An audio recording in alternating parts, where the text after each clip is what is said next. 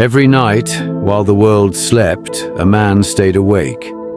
Not because he wanted to, but because he had to. In a rundown auto shop just outside the city, Ethan Cole worked until his fingers bled. Grease under his nails, pain in his bones. But his heart, it beat only for one reason. Her name was Lily, his 7-year-old daughter, his everything. And this is their story. Ethan's life wasn't always like this. Once he had dreams, college plans, a passion for engineering. But then life happened, fast, hard, and unforgiving. His wife passed when Lily was just a baby. And from that moment on, Ethan became two people, a father and a fighter. He took every odd job he could find. Built a makeshift crib in the corner of the garage. There were nights when the only thing he ate was instant noodles. But Lily never went without. Because that's what love looks like when it's quiet and real. It was a Thursday night, raining hard. Ethan had been working 18 hours straight, trying to fix a transmission for a customer who promised to pay double. His limbs were shaking, his stomach empty. But he kept going, until he didn't. Somewhere between tightening a bolt and wiping his brow, Ethan collapsed onto the cold floor of the garage. His phone buzzed once, Lily's goodnight voice note, "Love you, Daddy." He never heard it. When he came to, it wasn't in a hospital. It wasn't even morning. It was still dark. The kind of dark that holds secrets.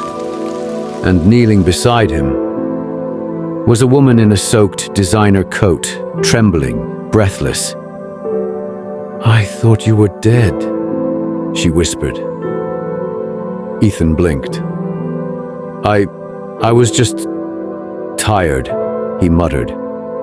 She held his hand, and that's when she said it. "You're my only hope." Her name was Isabel Harrow. The Harrow family, as in Harrow Pharmaceuticals. Rich, powerful, perfect. But Isabel? She didn't want perfect. She wanted free. She had run away that night, from a family dinner where her engagement was announced without her consent. She drove for hours. Her car broke down outside the garage. And when she saw the light inside, she went in. To find Ethan lying there, alone, unconscious, human. Ethan offered her coffee. She offered to help him up. Two strangers, both running from different things. She ended up staying the night, not because he asked, but because she didn't want to leave. The next morning, she made breakfast for Lily. The girl called her the princess. Isabel laughed for the first time in months. And Ethan? He couldn't stop watching her. Not because she was beautiful, though she was, but because she looked lost. Like him. Over the next few days, Isabel came back. At first, to check on her car. Then, just to be there. She helped with oil changes, sorted invoices, read stories to Lily. There was a gentleness to her, the kind that didn't come from money, but from pain. Ethan never asked about her past, and Isabel never asked about his.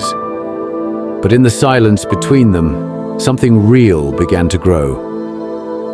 But peace doesn't last forever. The Harrow family sent private investigators, photos, questions, threats. They found Ethan's garage. They found Isabel. And suddenly the world they had built together, the quiet, healing world, began to crack. Isabel was told to come home. Ethan was warned to let her go. "You don't belong in her story," they said. But Isabel looked at Ethan and whispered, "I don't belong anywhere else." Ethan, scared for Lily, scared for Isabel, tried to end it. He pushed her away, told her she deserved better. Isabel left, not with anger, but tears. Ethan thought it was the right thing to do. Until Lily found her drawing, a picture of the three of them. Lily looked up and said, "Why did you make her go, Daddy?" That's when Ethan realized he had been fixing cars all his life, but he had never fixed himself. 2 weeks later, the garage bell rang. Ethan looked up, and there she was, Isabel. But she wasn't alone. She had left her family's fortune behind, started a foundation for single parents, bought the garage building to save it from foreclosure, and most importantly, she came back. For Ethan, for Lily, for them. Today, that rundown garage has a new name, Lily's Garage and Hope Foundation. Ethan runs the business. Isabel handles the outreach. And Lily, she paints signs, wears overalls, and tells customers, "My daddy and my new mommy fix cars and hearts." And maybe she's right. Love doesn't always arrive with flowers or fanfare. Sometimes it shows up in the middle of the night in a rain-soaked coat with a whisper, "You're my only hope."